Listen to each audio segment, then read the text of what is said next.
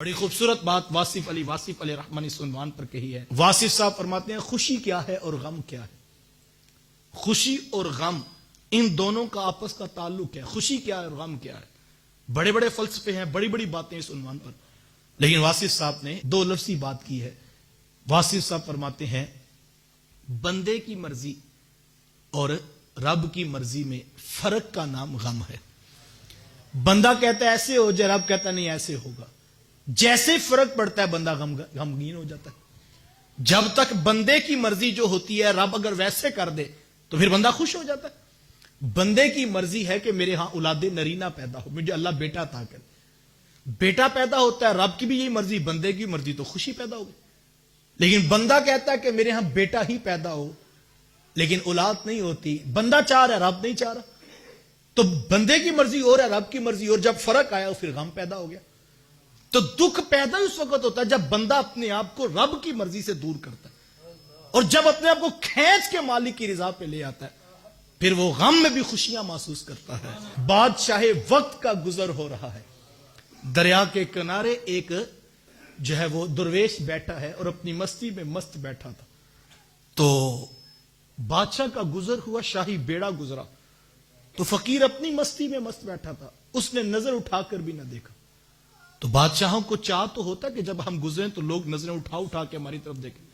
یہ تو آئے دن روڈ بلاک ہوتے ہیں، اس کی بڑی وجہ یہی ہوتی ہے کہ دکھانا مقصود ہوتا ہے کہ جناب یہ پروٹوکول ہے ہمارا، 20 گاڑیاں گزر رہی ہیں اور لوگ کھڑے ہو کر ہمیں دیکھیں، ہم گزرے، ہم وزیر ہوتے ہیں، ہم مشیر ہوتے ہیں، ہم M N A M P ہوتے ہیں۔ تو یہ جو پروٹوکول کا نشہ، اس کا مقصود بھی یہ ہوتا ہے لوگ ہمیں دیکھیں اور ہم گزریں، اور یہ وہ تباہی ہے جو انسان کو برباد کر دیتی۔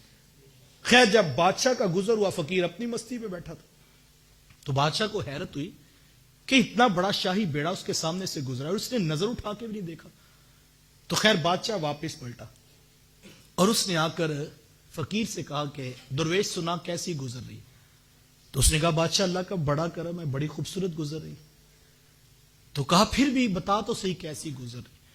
اس نے کہا بادشاہ اس سے اچھی اور کیا گزرے گی کہ سورج میری مرضی سے طلوع ہوتا ہے اور میری مرضی سے ہی غروب ہوتا ہے، بادل میری مرضی سے برستے ہیں، بارش میری مرضی سے آتی ہے، ہوائیں مجھ سے پوچھ کے چلتی ہیں۔ تو بادشاہ اس سے اچھی بھی بلا کسی کی گزر سکتی ہے؟ جس کے پاس سارے نظام کا اختیار ہو اس سے بھی اچھی بلا کسی کی گزر سکتی ہے۔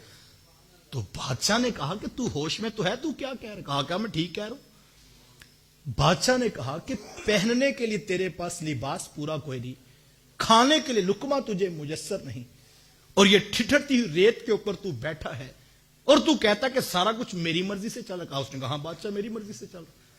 بادشاہ نے پھر جڑا کر کہا کہ تجھے ہوش تو ہے، تو کیا رہا ہے؟ یہ سب کچھ تیری مرضی سے تو نہیں چل رہا، یہ تو رب کی مرضی سے چل رہا۔ اس نے کہا نہیں بادشاہ، تیرا اپنا انداز سوچنے کا، میرا اپنا مزاج ہے، میں تجھے بتا رہا ہوں یہ سب کچھ میری مرضی سے چل رہا۔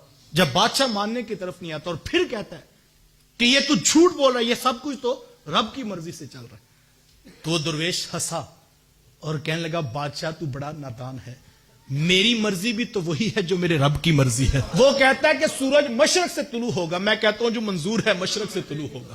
وہ کہتا ہے مغرب میں غروب ہوگا، میں کہتا ہوں جو منظور ہے مغرب میں ہوگا۔ وہ کہتا ہے آج کڑکتی دھوپ ہوگی، میں کہتا ہوں جی منظور ہے آج دھوپ ہوگی۔ وہ کہتا ہے آج بادل برسیں گے، تو بادشاہ میری مرضی بھی تو وہی ہے جو میرے رب کی مرضی ہے۔ تو یہ جب مرضی اس کے تابع ہو جاتی ہے پھر زندگی کا لطف نصیب ہو جاتا ہے۔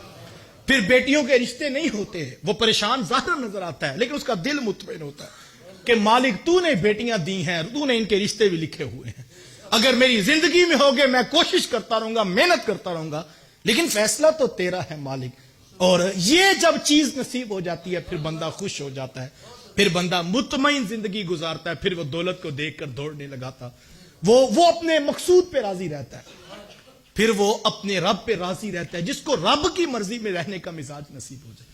اور یہ اتنی بڑی بات ہے، اتنی بڑی بات ہے، ایسا شخص جو اپنے رب کی مرضی پہ راضی ہے، کل حشر کے میدان میں قیامت کے دن اس کو اس لہجے میں آواز دی جائے گی، یا ایتھا النفس المطمئنہ، اے نفس مطمئنہ، ارجعی الی ربک، آجا اپنے رب کے پاس آجا، راضیۃ مرضیہ، آج تو رب پہ راضی ہے، رب تیرے اوپر راضی ہے۔